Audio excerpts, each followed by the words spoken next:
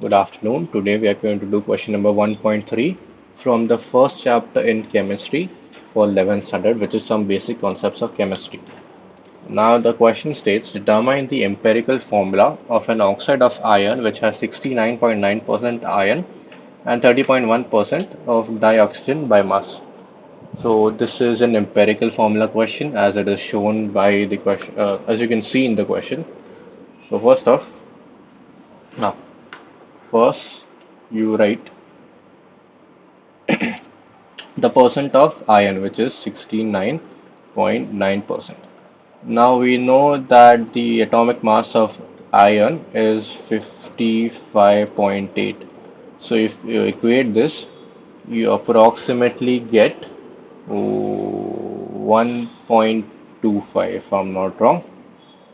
Then you take the mass percentage of oxygen, which is 30.1. You divide that by the atomic mass of oxygen, which is 16. You solve this, you get approximately 1.88. Okay, so this is the ratio that we have. Now you take the smallest number out of these, which is this one right here. This is the smallest number. So we take 1.25 and we divide this. So it becomes 1.25 by 1.25, which you get as 1. And then you take 0.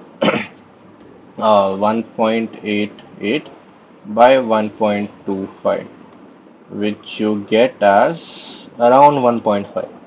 Now you can't have 1.5 moles, 1.4 atoms of an element in a compound. So you need a whole number ratio.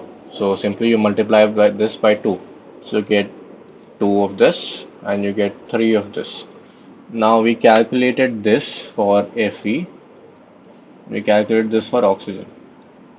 So we write the formula down, which is Fe2O3, and that is the solution for this question. I hope all of you understood this. Let me run through it again. This is an empirical formula question. This is the standard procedure for an empirical formula question.